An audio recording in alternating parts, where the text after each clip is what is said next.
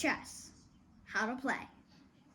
The object of the game is to get your opponent's king in check so that he can't get out of check no matter where he moves. On your second row, or rank, set up 8 pawns. These are the pawns, you get more of them than any piece. You got 8 pawns. Then the order on the first row is as follows.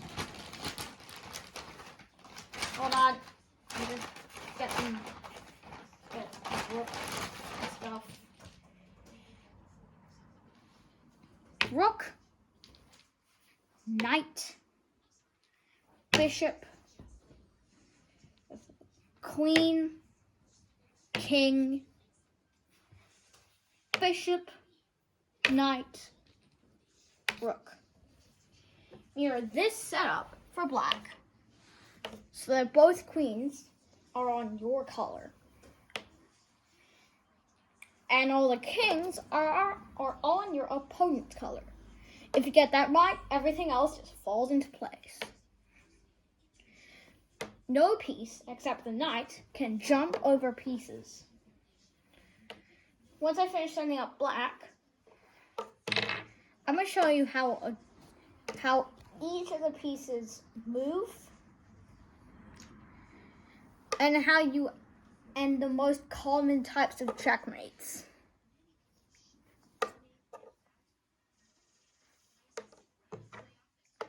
This is how you set it up. So remove all the pieces on the board.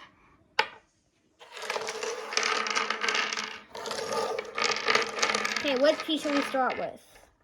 Let's start with the rook. The second most powerful piece before the or after the queen and king. The rook travels orthogonally or in a straight line in the 4 main directions. So that's up, down, left, and right. The bishop always stays on its own color and moves 1 space diagonally. Knight is a little special. Like I said about pieces jumping, the knight can jump other pieces. It doesn't capture.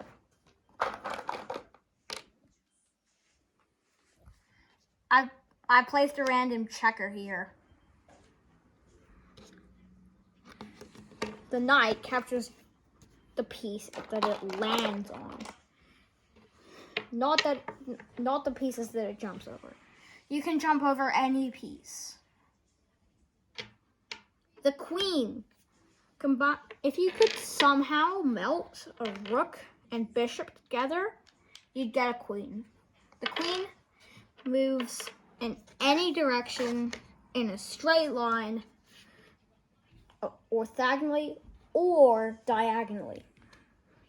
This little guy, the pawn, moves 2 squares on its first move, but after moves 1. There are 2 special rules with pawns that we'll get to later. And what else is there? Oh yes, the old man. The king. The king moves 1 space in any direction, in a straight line. Except when castling. To capture pieces, you can't.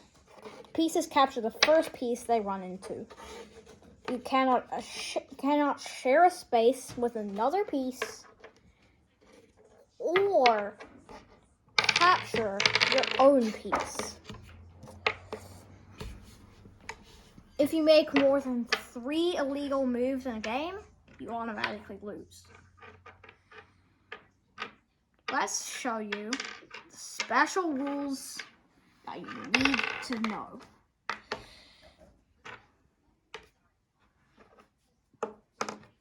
So let's just say we have this position here, right?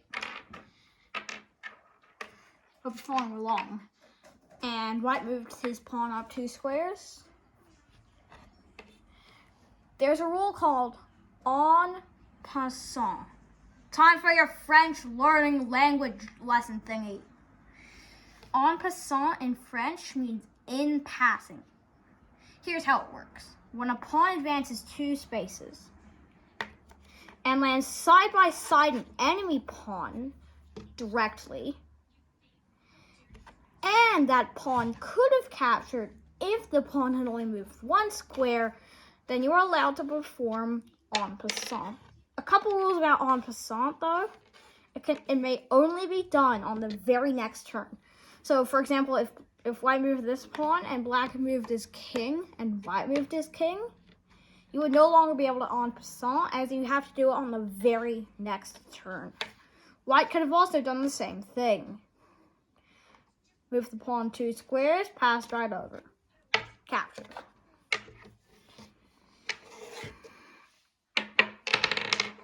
Promotion.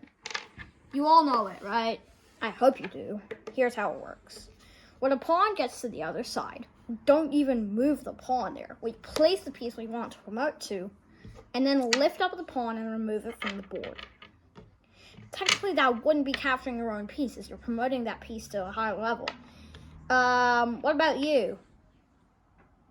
Yeah, I've had a promotion in school, kinda. I get plus 1 year every single year. I'm gonna be year 7 in 2024, if you're curious. So now we know what check means that the king can do what I like to call CPR. No, wait, not CPR.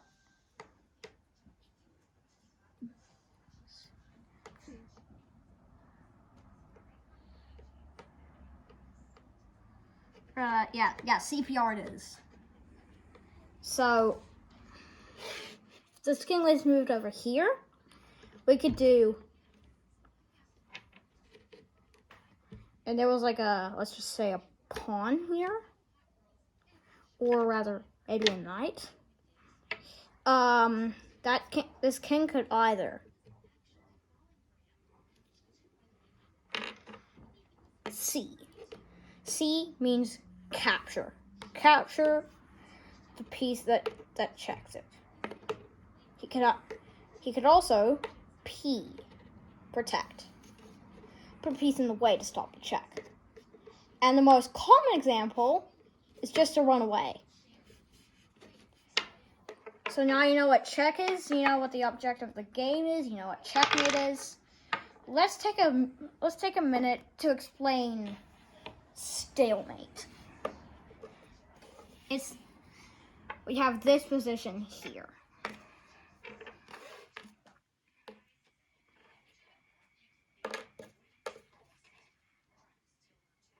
Let's say white moves his pawn 2 squares to b4. If black's queen gets too greedy and gobbles up this pawn, what do we have? Well, that's a stalemate. I'm glad you asked. You are correct. If this was an Amazon, however, it would be a mate. Oh yeah, the Amazon is one of those overpowered fairy pieces. It moves like a queen and knight combined. Can the king go here? No, he'd be putting himself in check. Same with G7 and H7. And obviously this pawn can't move because pawns don't capture forward. Oh wait, I don't know who taught you that. And on to the rarest example of a draw. The coolest, yet the hardest. The 50 move rule has happened once in my entire life. Yeah, you heard me right. At 50 moves, and only 50 moves, when no one has advanced a pawn or made a capture, it's a draw.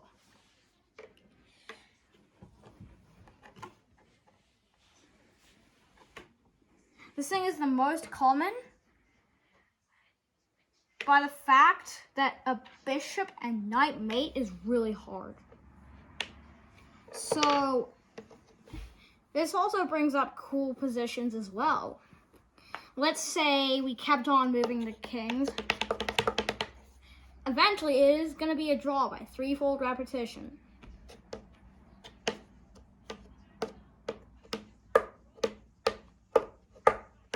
But 50 consecutive moves happen in a row.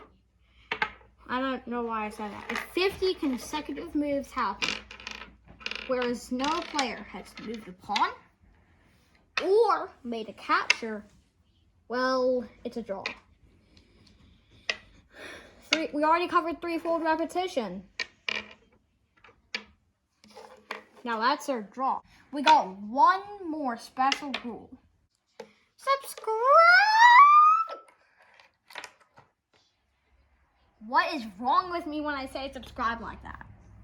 I have no clue. Anyway, subscribe, like, share. Oh yeah, like goal is 10 likes. We're finally doing like goals again. I feel like the first one, that first like goal was not good. 15K likes, 15,000 likes. Whatever you want to say. Oh yeah. Welcome, Mr. Lion. This video is getting way too distracting. Let's just end it there.